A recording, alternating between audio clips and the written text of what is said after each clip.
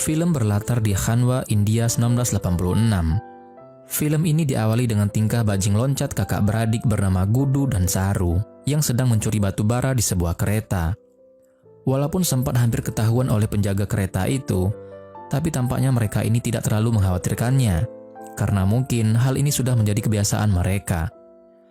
Setelah merasa curiannya sudah cukup, akhirnya mereka pun turun dan menjualnya. Dan uang hasilnya pun mereka gunakan untuk membelikan susu. Ada yang sedikit menyentuh hati pada momen ini, di mana saat mereka sedang membeli susu, Saru berkata pada kakaknya bahwa ia ingin jalebi. Kalau di Indonesia mungkin semacam kerupuk harga 2.000-an.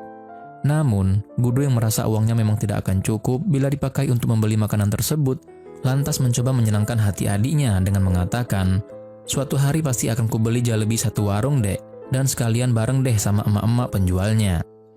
Saru nampaknya begitu senang dengan perkataan kakaknya. Namun lain halnya bagi Gudu, yang justru hatinya terasa perih karena memang tak sanggup memenuhi keinginan adiknya yang memang tidak seberapa itu.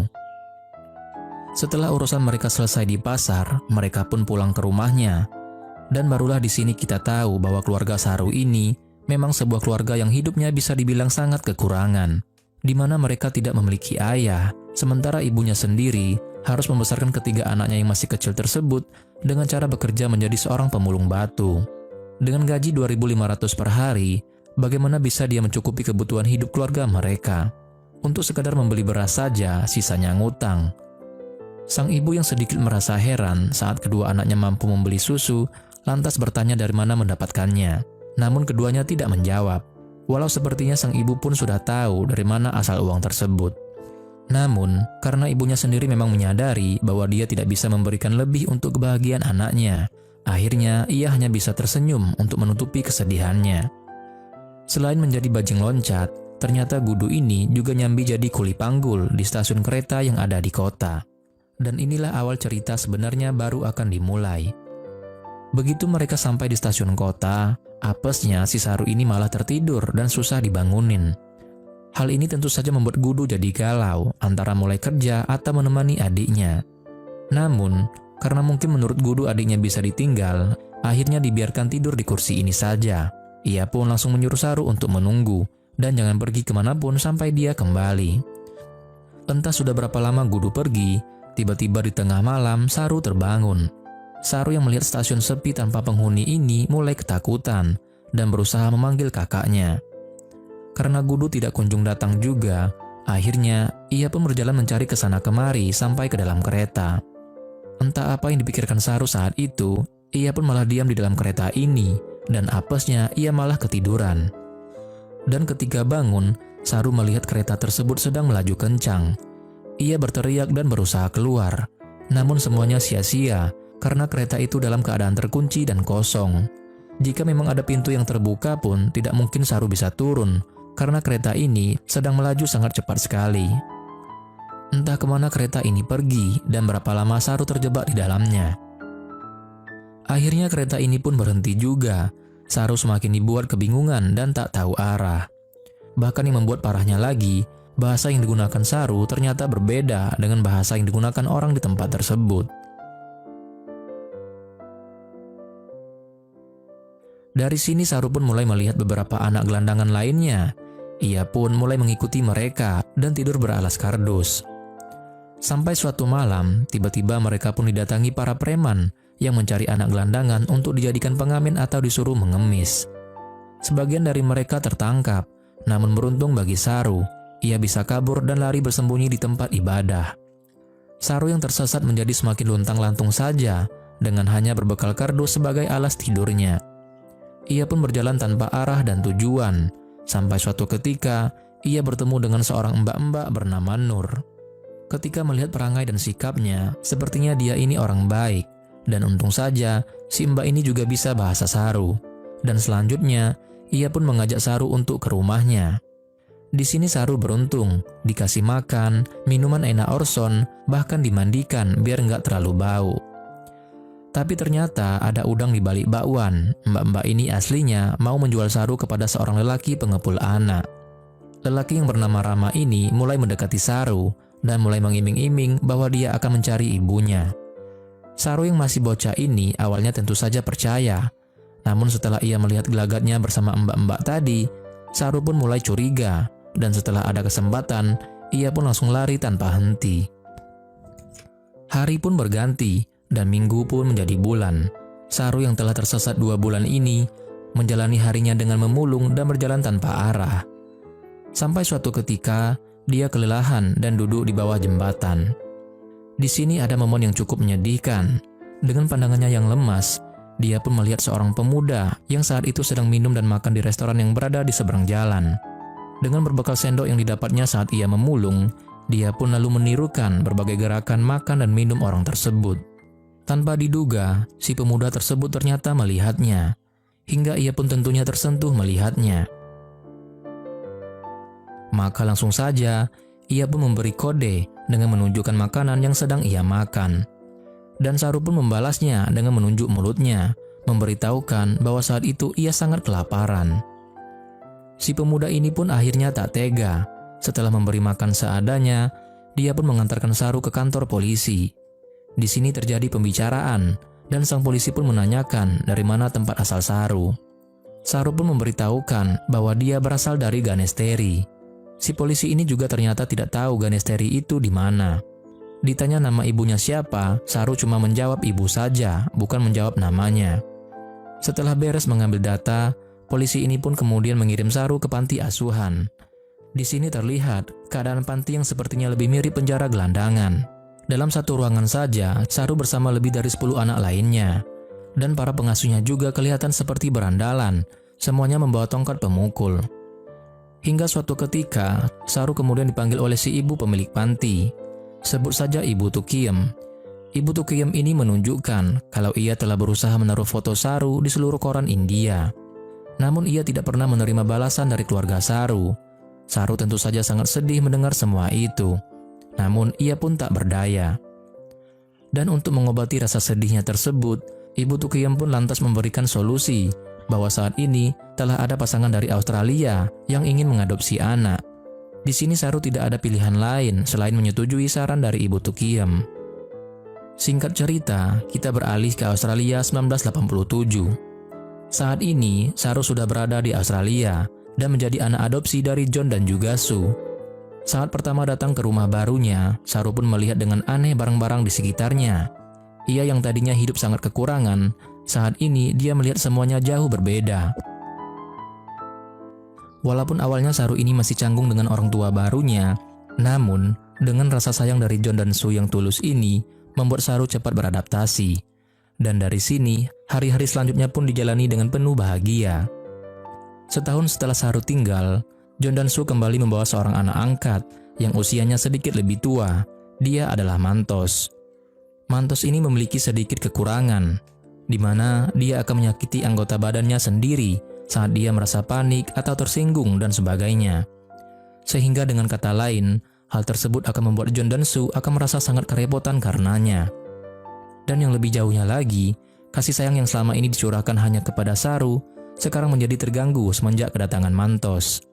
Namun karena pada dasarnya Saru ini adalah seorang anak yang baik, patuh dan penyayang, ia pun akhirnya merelakan semua itu dan tetap menjadi anak yang diharapkan kedua orang tua angkatnya.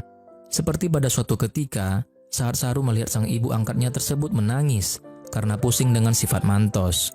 Saru pun menghampiri dan memeluk sang ibu dengan penuh kasih sayang, seperti yang dilakukan seorang anak kandung seutuhnya dikala orang tua sedih. Dan hal tersebut benar-benar membuat sang ibu angkatnya sangat terhibur dan merasa beruntung, karena ternyata Saru telah menjadi bagian dari hidupnya. Tanpa terasa, 20 tahun pun telah berlalu. Saru kini telah menjadi seorang remaja tampan, sekaligus remaja yang punya banyak prestasi. Saat tahun 2008, ia pun sekolah di Melbourne dan mengambil jurusan manajemen hotel. Dan kisah cintanya juga dimulai dari sini. Di suatu pertemuan, Saru bertemu dengan Lucy, dan sejak saat itu pula, Saru pun jatuh cinta kepadanya.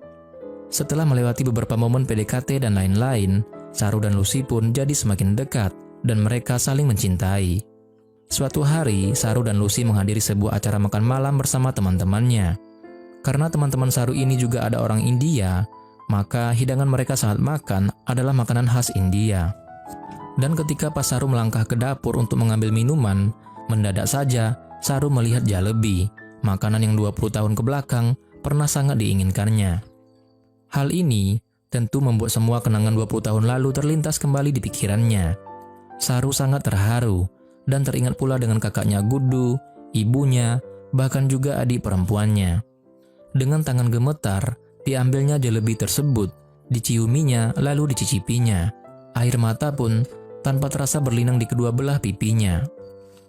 Lucy dan yang lainnya yang memperhatikan keadaan tersebut jadi terheran-heran dan cemas mendapati Saru yang demikian. Akhirnya setelah dirasa tenang, Saru pun mulai mengungkapkan kepada yang lainnya tentang dari mana asalnya, siapa dia sebenarnya, dan semua perjalanannya hingga ia bisa sampai ke Australia. Salah satu temannya pun lantas memberikan saran supaya Saru mencari daerah tempat asalnya dengan mengandalkan bantuan dari teknologi Google Earth. Namun Saru memilih tidak melakukan semua itu karena dia rasa itu sudah lama sekali dan sudah tidak mungkin ia bisa mengingatnya. Bahkan yang diingatnya saja hanya nama Ganesteri dan kursi tempat tidurnya yang berseberangan dengan tower air. Sedangkan nama Ganesteri sendiri tidak pernah ada sama sekali. Tapi biarpun demikian, kejadian yang terjadi di acara makan-makan itu justru membuat Saru menjadi semakin kepikiran. Bahkan di suatu malam, ia pun mulai mengambil laptopnya dan mulai mencari informasi kereta sampai tempat-tempat terdekat yang mungkin bisa ia ingat. Dari sinilah awal mula pencarian tempat asal Saru.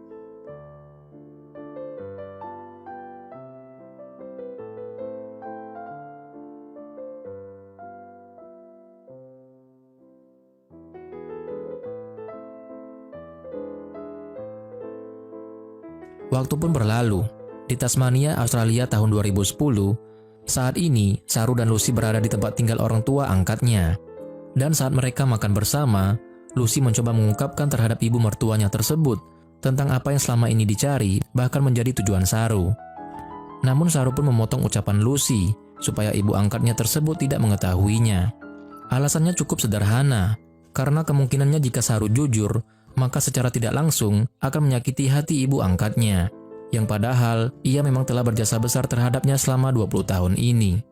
Karena hal itu, suasana makan pun menjadi canggung, apalagi ketika tiba-tiba muncul Mantos yang justru malah memperkeruh keadaan.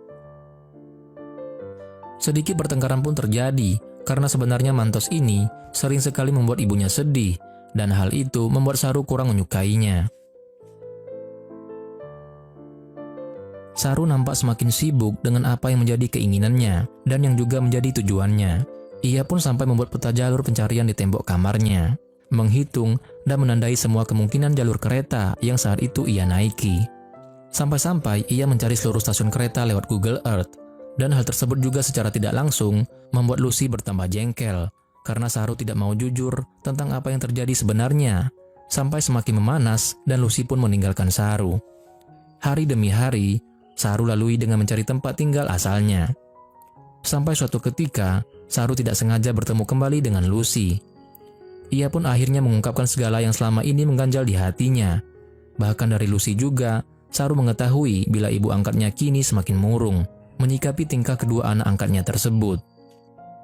Saru pun dengan wajahnya yang semakin lusuh, meminta maaf kepada ibu angkatnya, bahwa dia tidak bisa menjadi anak yang baik seperti anak seutuhnya yang didambakan oleh ibu angkatnya tersebut.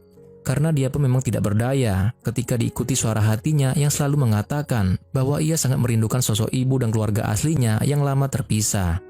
Dan Saru pun mengatakan bahwa hidup ibu angkatnya tidak akan menjadi seperti ini andai kata ia bisa memiliki anak kandung sendiri. Namun, jawaban sang ibu membuat Saru benar-benar tidak berdaya. Sebenarnya, bukan dia tidak bisa mempunyai anak, namun sengaja memilih untuk tidak punya anak. Karena dengan cara begitu, maka secara langsung akan bisa mengisi kekosongan dan juga harapan anak-anak lainnya yang ditakdirkan memiliki nasib malang karena kehilangan ataupun diabaikan oleh orang tuanya. Mendengar hal itu, Saru pun akhirnya luluh. Dia pun merasa begitu tidak enaknya apabila ia terus bersikeras untuk mencapai tujuannya tersebut. Dan saat itu pula ia berpikir untuk menghentikan semua pencariannya. Bahkan ia juga datang kepada kakaknya Mantos dan meminta maaf kepadanya atas semua kebenciannya selama ini. Suatu malam, Saru yang sedang melamun, ia pun membuka laptopnya dan asal mencet, menggeser setiap titik yang telah ia tandai. Dan tiba-tiba saja, secara tidak sengaja, Saru justru menemukan tempat yang dulu menjadi tempat tinggalnya. Dari mulai stasiun saat berpisah dengan kakaknya, tempat bermain sehari-hari, sampai ke desanya yang ternyata selama 20 tahun ini ia salah menyebutkannya.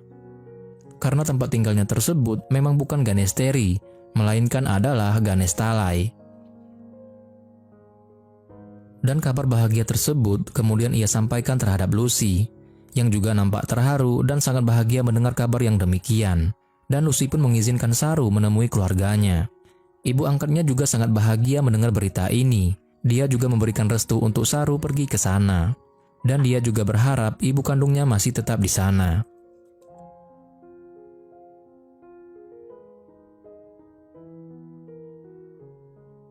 Maka berangkatlah Saru ke Ganestalai, India, menyusuri berbagai tepian jalan, serta gang yang masih diingatnya.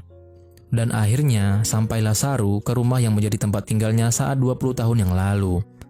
Dan tanpa tunggu lama, dia pun langsung masuk ke dalam rumah tersebut. Namun, rumah tersebut sudah tidak ada orangnya, dan justru menjadi tempat ternak kambing. Saru pun marah dan kecewa, karena memang melewatkan waktu yang begitu lama. Dan tiba-tiba muncul seorang bapak-bapak yang menanyakan tentang apa tujuannya ke rumah tersebut. Saru pun segera menjelaskan sambil memperlihatkan foto masa kecilnya dan mengakui bahwa rumah itu adalah tempat tinggalnya dahulu. Dan kemudian dia bertanya kemana keluarganya pergi. Si bapak ini pun menyuruh Saru untuk ikut dengannya. Di sini adalah momen paling sedihnya. Setelah terpisah 25 tahun, ibu dan anak ini pun akhirnya bertemu kembali.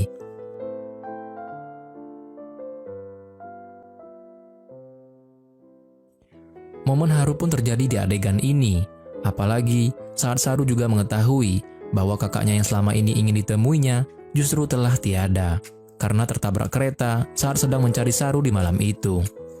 Namun kesedihan Saru ini akhirnya sedikit terobati tatkala di salah satu kerumunan itu pula muncul adik perempuannya yang telah lama ditinggalkannya.